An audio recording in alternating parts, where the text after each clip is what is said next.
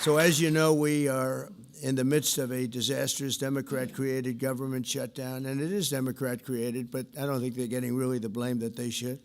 That's now officially the longest shutdown in American history. The Democrat radicals in the Senate have shown zero interest in reopening the government, and I don't think they'll act so soon. A lot of people disagree. I've been saying for the last 30 days, we've had 4 or 5 different points. Yes, sir, they're going to get it right now. We should have it done in a day. I've heard that about 4 times. I heard it after Kings. You know, they said I was a king. And I heard it after Kings. I heard it after a couple of other moments in time. And I said, no, I don't believe so. And now I heard it's after the election. I don't believe so. I think they will. I think they're kamikaze pilots. I just got back from Japan. I talked about the kamikaze pilots. I think these guys are kamikaze. They'll take down the country if they have to. So I don't think so. Millions of Americans are going to be without SNAP benefits. And I will say about SNAP benefits, so when I was president, we had $7 billion worth, and now they have many times that, because these benefits were given to anybody that asked, and they're up to, I hear, just many times, $47 billion. So it wasn't the purpose of SNAP. It was for people that really had problems, down and out, people that really had problems. But during Biden, they gave it to anybody that wanted it. I think it's something you have to talk about because the numbers are incredible. But countless public servants are now not being paid, and the air traffic control system is under increasing strain. We must get the government back open soon, and really immediately. We have to get it up. We have the hottest economy we've ever had, and it's affecting the stock market now a little bit. But the stock market, as of Friday, has hit many record highs during the last 9 months, many. And it will again. This is just the beginning, because when these plants that are being built right now start opening up, we've never had anything like this. There's a boom. There's a construction boom right now, but that's going to be bigger than that. That's going to be an economic boom as soon as they open up, and it's going to be something special. We have car companies coming in. When I was in Japan, Toyota, Mr. Toyota, I said, what's your name? Toyota. I said, oh, you're rich. He said, how much of the company do you own? 92.1%. I said, I'm glad you said the one. He wants to be. I said, you're a rich guy. And he said, I'm investing $10 billion in the U.S. And you know who I'm talking about, right? You introduced me, Mr. Senator. You introduced me originally when you were the ambassador to Japan. He's still good. He's still strong. But he had no interest in investing in this country. Now he's investing $10 billion as of 1 week ago in building new plants. We have auto plants coming in incredibly, but we have AI and all of them. And we can't be extorted to give $1.5 trillion to people that came into the country illegally, many from prisons, many drug dealers. A lot of people came in from mental institutions. They want to give a lot of money to the people that came in illegally. We have to get them out. We can't. No country can sustain that. That's not like an attack on our country. In no country, these are not going to be productive people. These are going to be anti-productive people. And we can all have big hearts. I have a bigger heart than anybody, but we can't let that happen. It's time for Republicans to do what they have to do, and that's terminate the filibuster. It's the only way you can do it. And if you don't terminate the filibuster, you'll be in bad shape. We won't pass any legislation. There'll be no legislation passed for 3.25. We have 3.25 years, so that's a long time.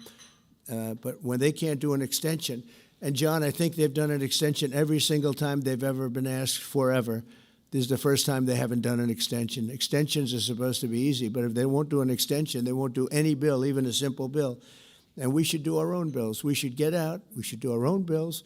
We should open up. We should start tonight with the country's open. Congratulations. Then we should pass voter ID. We should pass no mail-in voting. We should pass all the things that we want to pass, make our elections secure and safe, because California is a disaster. Many of the states are disasters. But can you imagine when they vote almost unanimously against voter ID? All we want is voter ID. You go to a grocery store, you have to give ID. You go to a gas station, you give ID. But for voting, they want no voter ID. That's only for one reason, because they cheat. We would pass that in 15 minutes. If you don't get it, you'll never pass that. You'll never talk about mail-in ballots. Mail-in ballots make it automatically corrupt. If you have mail-in ballots, automatically it's correct. Even Jimmy Carter, they had the Carter Commission after he got out of office, and he had a group of very distinguished people, Democrats and Republicans, and they passed, they recommended things take place. It was a long time ago.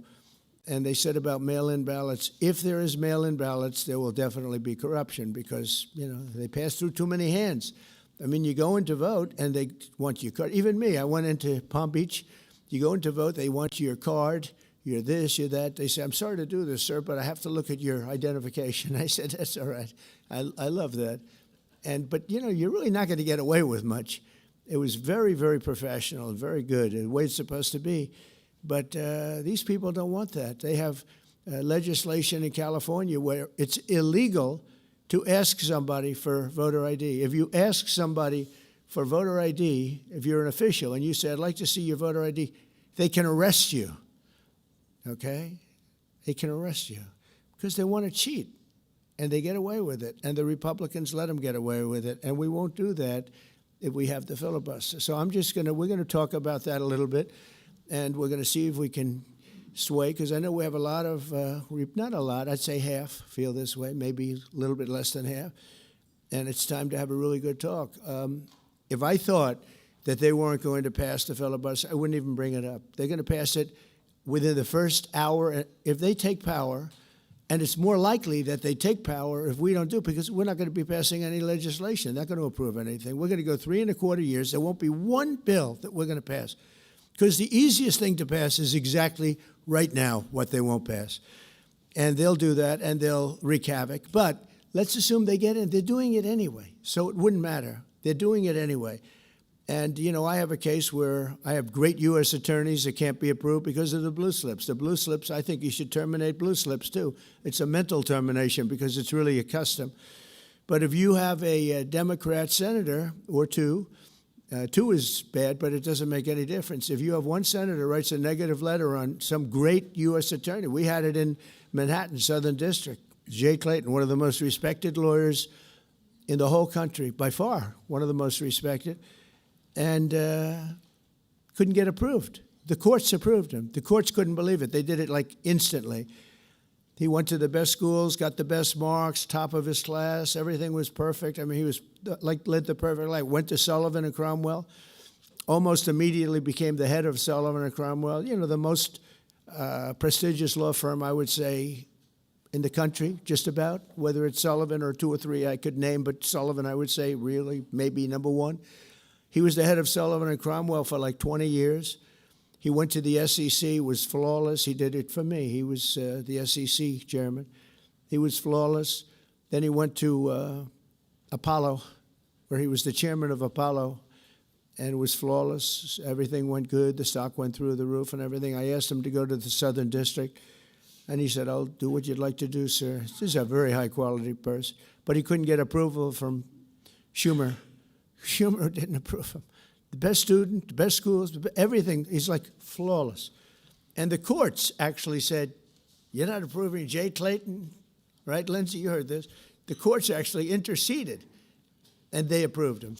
But that's an unusual guy. We have other people that are really good, but people don't know how good. Top students, top colleges, and they're U.S. attorneys, and they won't be approved. They're not going to be approved. We have one in Los Angeles who's phenomenal, but the senators, the Democrats are, again, they're kamikazes. The Democrats are not going to approve them. Blue slips are a disaster. So the only people I can get approved are Democrats. I was told that by the Democrats. We'll only approve Democrats. I said, really, is that right? Well, not going to work that way. Not going to work that way with me. But the blue slips are a total disaster. I have 10 people right now that are doing a phenomenal job, and they will be out of office pretty soon. They've got another 2-3 weeks, a couple of them, and then they're going to have to leave. And it's actually a blight on their record because, nobody knows why they left. But it looks like they served 8 weeks and then they had to leave. But they're not going to get the approval because the Democrat, radical left lunatic senators are saying you can't, we're not going to approve you. And if we're not going to approve you, I had actually one Republican who got 2 great letters, but it turned out that he was a rhino, but that was a nice term for him. Now, he got 2 letters of approval, and when I said 2 Democrats approved him, I had to fire him because I figured if 2 Democrats approved him, they wrote the most beautiful letters. I found out, man, this is strange, and he was no good. I fired him.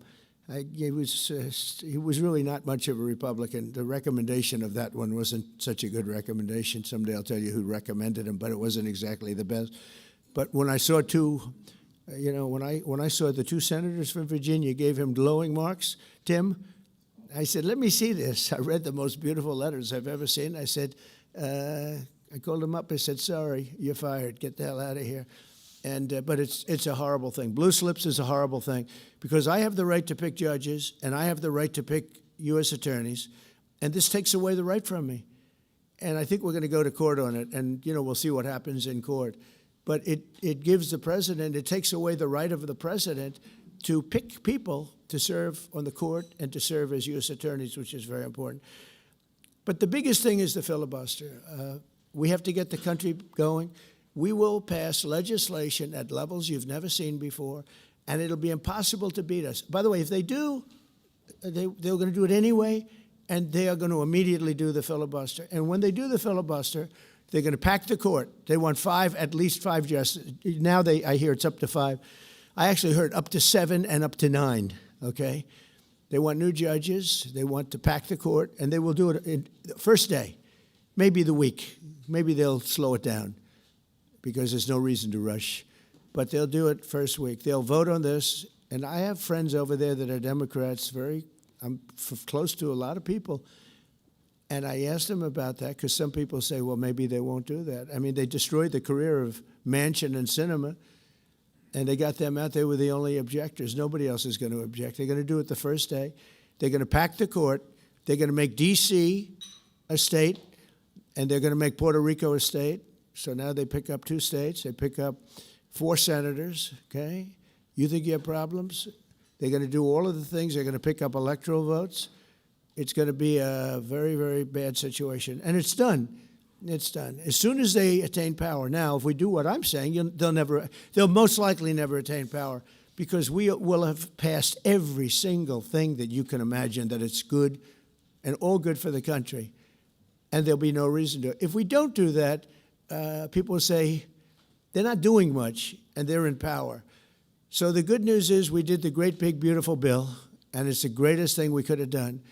And the smartest thing with John and our Speaker of the House, who's so good, Mike Johnson, we did all in one bill. If we didn't, John, it would be a problem because, we would have gotten a small piece passed. A lot of people wanted to do that. A lot of people in the room wanted to do that. They went along with me and John and everybody, and we got this thing passed.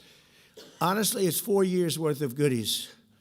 No tax on tips, no tax on Social Security, no tax on, think of it, no tax on overtime. It's an unbelievable tax cut for the workers and for business, where business is going to create jobs, and we're creating jobs at levels that nobody's ever seen before. All these things are good. We have to be able to get the word out. If we don't get the word out, we're making a very big mistake. So I have this long, beautiful, and very boring speech. I won't bother reading it, but because we can just start talking, and I think it's very important. We have to get the country open, and the way we're going to do it this afternoon is to terminate the filibuster. And it's possible you're not going to do that, and I'm going to go by your wishes. You're very smart people. We're good friends, but I think it's a tremendous mistake, really. It would be a tragic mistake, actually. It's time. It's time. If I thought they weren't going to approve, I'd sort of be with you. I'd be fine. I'd be neutral to with you. But knowing that they're going to pass it as soon as they get any semblance of control, they'll pass it first thing, then it's like we have to do it first. And we have 2 years, and we'll end up with 2-3 years, and we'll have this country so perfect. We will have passed more legislation than any Congress and any group of senators or a group of congressmen, and we will get it through. They'll send it to us. We'll send it to them. It'll be a beautiful machine. Otherwise, we're just going to sit around and argue with these people all day long, and they're highly unrealistic. Many of them are radical left subversives, frankly. So I want to thank everybody, and we're going to talk, and I want to thank the press for treating us so really well for that foreign trip. It was we had just an amazing meeting. Don't forget, 2 months ago, it looked like the whole world was in trouble over rare earth. And that's no longer even a subject that people talk about. It was all worked out very quickly. Without tariffs, I couldn't have done it. I put a 100% tariff on China. As soon as I heard it, within 20 minutes, I put a 100% tariff on China. When President Xi, who's really a friend of mine, as much as he can be a friend, he's a tough man. He's a tough man. Smart man, actually. Very smart. The press doesn't like it when I call him very smart. You know, they think I'm not supposed to call him smart. But he leads 1.4 billion people without question. In fact, during the meeting, we were there. A couple of you were there, and some of you saw it. So he's here, and he's got about 6 people on each side. And every one of those people was standing like this. They were at attention. And I made a comment to one of them, and I got no response. I said, "Are you going to answer me?" I got no response. And President Xi didn't let him have any. So if there's any question, I said, I want my cabinet to behave like that. That's the way. I'm demanding that I want them sitting up like that, Tim, just nice and straight. I never saw posture like that. I've never seen men so scared in their lives. They have the equivalent of a vice president. He was. I said, "Are you going to answer my question?" And he's like, he doesn't move. I said, "What's wrong with this guy?" "I will answer all questions." Why don't you behave like that? JD doesn't behave like that. JD buds into conversations. I want to have that for at least a couple of days, okay, JD? We'll keep you long term, but a couple of days of that would be very, very nice. Okay, I want to thank you, and we'll talk a little bit. And I see they set me up with a podium. I thought I'd just be sitting, but it's probably easier. I want to thank you all very much. Thank you to the press, and you can go, and we'll speak to you later. Thank you. I'm going to Miami to make a speech today at a big group, and we have a nice big crowd, and we'll see you there. A lot of you are traveling down with me. Thank you very much.